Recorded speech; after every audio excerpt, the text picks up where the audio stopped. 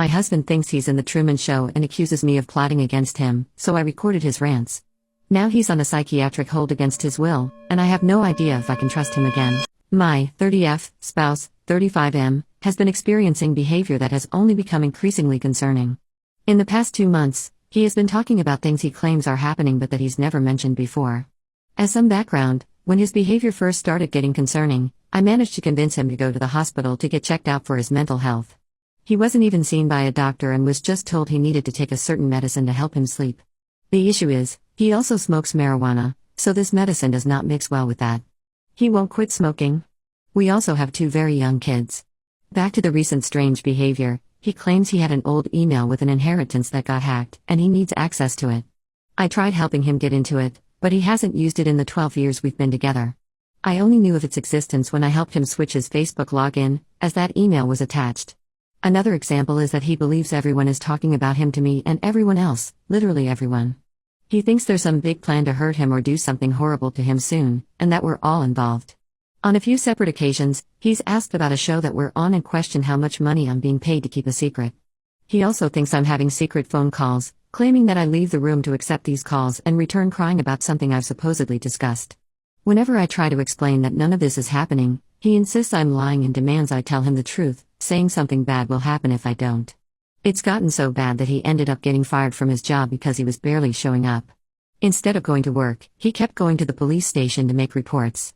After he was fired, his workplace called for a wellness check because they were afraid he might return and hurt someone. The police showed up while I was home, and he insisted he wouldn't hurt anyone unless in self-defense. In the past few weeks, he has gone from screaming at me and demanding answers to just not talking to me at all. At this point, I'd rather he not interact with me. The reason I'm writing this is because of what happened today. It was a nice day, so I asked if he would come with me for a walk with our kids, to which he agreed. He barely spoke to me or the kids during the walk. When we came across a playground, I suggested letting the kids play for a few minutes. He got upset and accused me of controlling everything, calling me the queen of decisions. I hadn't even insisted, we were just discussing it. When I pointed this out, he said, "Do whatever you want, like always." So, I played with the kids at the playground while he threw around some balls that were left there. At one point, he picked up a football and threw it in my direction, missing me by a couple of feet. When I asked why he did that, he said, "Why are you upset? It didn't hit you." I responded, "What if it had?" He replied, "If I wanted it to hit you in the head, I would have thrown it that way." He then went on a rant about everyone lying to him and sat in the corner of the park, doing nothing. I packed up the kids and started walking home. I told him, "We're going home," and began to leave. Apparently, he called out to us, but instead of catching up, he took a different route. When he finally caught up to us, he said, "Next time you want to be an idiot and walk away, maybe stop and listen when I call out." Frustrated, I decided to go for a drive to get coffee and told him so. I said I wanted to take the kids, and he questioned why. When I suggested he stay home with them, he said no, they could go with me, and he started putting them in the car. When I got in the car, he got in the passenger seat. I told him I didn't want him coming with us because he was being mean. He replied that he could be much meaner. As I drove, he started ranting again, and I told him I didn't want to hear it. He began screaming at me to keep driving and to shut up. I stopped the car and told him to get out. He made a motion like he was going to punch me but hit his own hand in front of my face instead. At that point, I broke down, crying and yelling at him to get out. He refused and said I should drive him to the police station. I told him I would, and he threatened to choke me unconscious before we got there.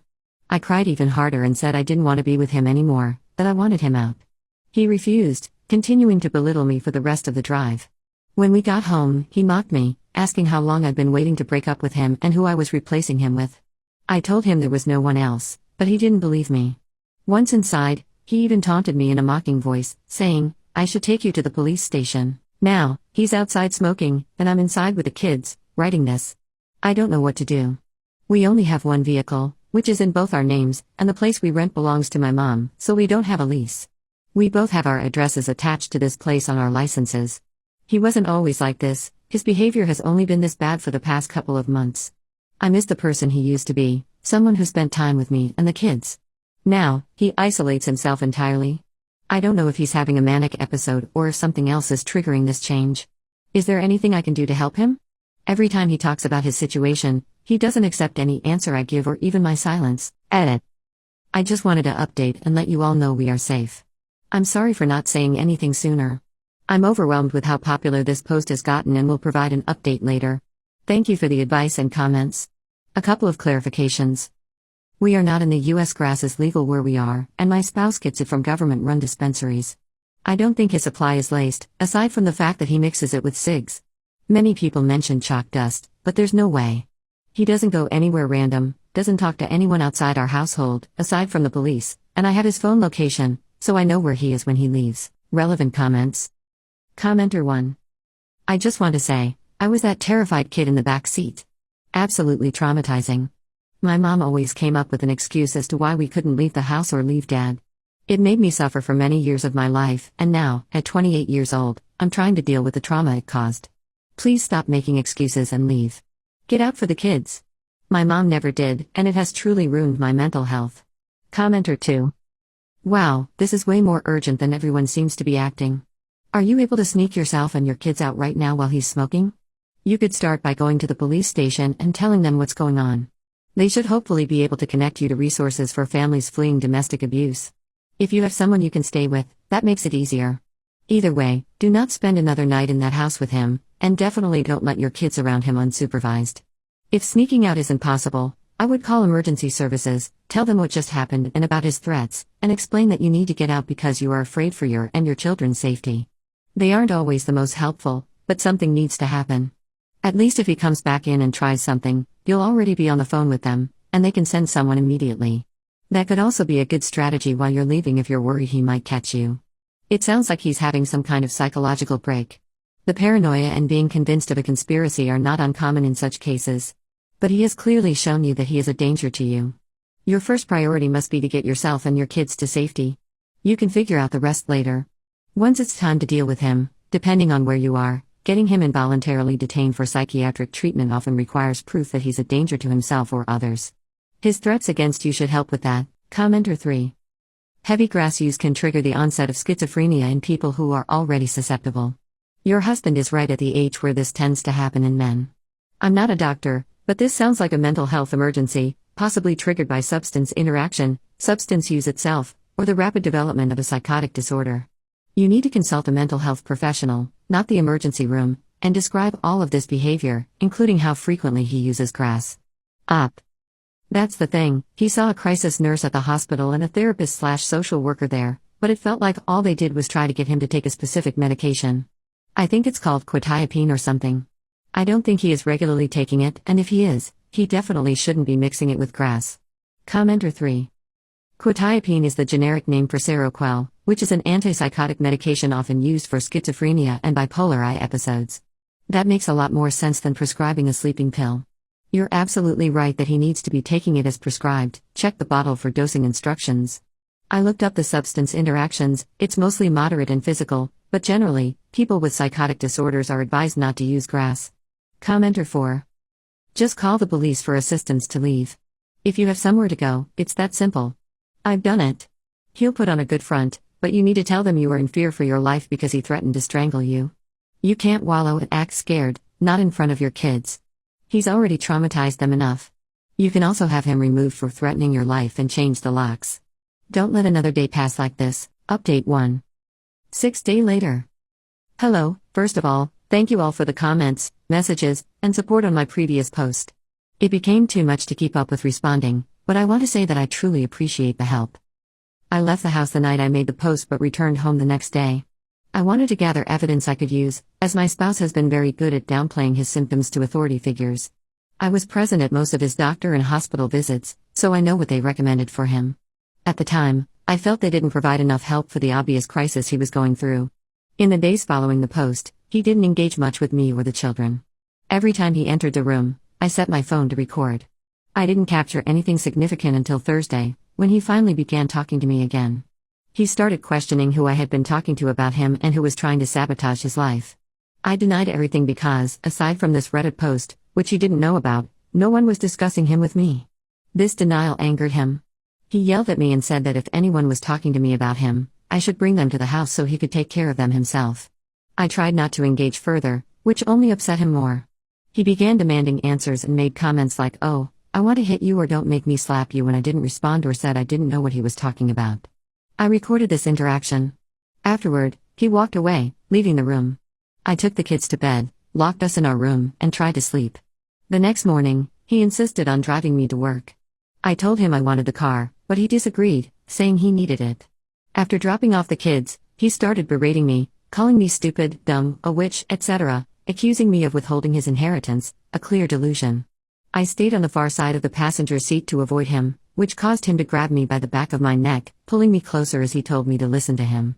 I was visibly upset and told him to focus on driving and not to touch me again. After dropping me off at work, he continued yelling at me through the open car window. The last thing I said was, "You desperately need help." Once I was inside, I called my boss and told her what had happened. She came in, canceled her appointments for the day, and took me to the police station. We made a report, though the sergeant we initially spoke to seemed hesitant about the process, repeatedly saying my husband would be homeless if I filed the report, almost framing him as the victim. I insisted that my safety and the safety of my children were more important. Another officer stepped in to take my statement. After completing the statement, they instructed me to stay away from the house while they arrested him and promised to call once he was out of the home. About 5 hours later, they arrested him. He was compliant, and with the information I provided, they transported him to the hospital, where he is currently on a 30-day psychiatric hold. He will face court for uttering threats and assault, but given that he has no prior criminal record, I expect it may result in a minimal sentence. For now, I am home and safe with the children, and we are in the process of getting the locks changed. I will likely pursue a protection order, though I hope, in an ideal world, he will get better and it won't be necessary. Time will tell. Thank you again for all the advice and support. Many of you made excellent points. I know some of my decisions may have seemed unwise, but I was trying to figure out the best solution for us logistically. Relevant comments. Commenter 1. I swear, the police and that sergeant trying to talk you out of it. This is why people hesitate to go to the police. What a mystery. Good luck, Op. Commenter 2. I dealt with something similar, but thankfully not with a romantic partner, and we didn't share assets or children. It was terrifying, and I'm still affected by it daily. My friend ended up being diagnosed with schizoaffective disorder, paranoid schizophrenia. He did really well on medication, so well that he stopped believing he had an issue and quit taking the meds. His latest bout of mania legitimately scared me, and I had to remove myself. Your husband is starting down a very long road. Many mentally ill people struggle to stay consistent in their treatment. I'm not saying you must remove him from your life, but I do believe you have the best chance of healing and raising emotionally healthy children if you do. Your love for him and the family you've built can't sustain mental illness. Love alone isn't enough. Sometimes, the kindest thing you can do is step away. I'm so sorry you're in this situation. Commenter 3. Paranoid schizophrenia runs in my family. The problem with your husband is that he's already become more violent, and it will likely get worse if you let him return to the home. I've seen family members improve on medication, only to decide they weren't ill and stop taking their meds, over and over again. I've also seen them behave normally in front of others, making it difficult to get them the help they need. One of my family members attempted to murder their caregivers and nearly succeeded. Another tried to harm someone they thought was real but who was actually a hallucination. You are not safe. Your children are not safe. You need to take this more seriously. Commenter 4. I'm very proud of you for taking the first step toward a healthier life for your kids and yourself. To stay on this path, you need to stop hoping for the best and start preparing for the worst. It's a long road, but you've shown the intelligence and strength to see this through. That being said, he's not going to get better in 30 days. Get that restraining order as soon as possible. First, it will be served while he's in custody, so you won't need to track him down. Second, filing quickly shows the court you're serious about protecting yourself and your kids. Third, it makes it more likely he'll be charged for domestic violence and threats. Fourth, it can help expedite custody and separation proceedings. This is one of those situations where you must choose between hoping for a miracle or preparing for reality. Good luck, and don't stray from your path to safety and happiness. Op. Thank you. It's definitely wishful thinking that he'll get the treatment needed to return to normal. I don't want this to be the end of our relationship, but I also don't know if he would want to be with me after I got him detained. Right now, my only focus is on the kids. Commenter 5. Make sure that, once the protection order is in place, you notify the school that he isn't allowed to take the kids. Also, find a therapist for you and the children to help explain that it's not safe to talk to dad right now. That way, he can't manipulate or seek revenge through them. Good for you for taking these steps. And you're right, his being homeless is not your concern. OP, they're toddlers, so they're too young to fully understand. Their daycare has been made aware as well. Same commenter. I work in daycare, and unless we have a restraining order on paper, we are required to release a child to the other parent if they show up. There's nothing we can do without it. And don't underestimate your kids, children are smarter than you think. Even if they can't articulate everything, they notice a lot. Commenter 6. Keep an eye on your kids as they grow older, particularly in their early 20s, and teach them the signs of mental illness. It could be hereditary, but with foreknowledge, it can be caught early and treated. Commenter 7. I've dealt with something similar. Use this time to start divorce proceedings and make a solid plan. When the 30-day hold is up, doctors, social workers, and even family members will pressure you to take him back.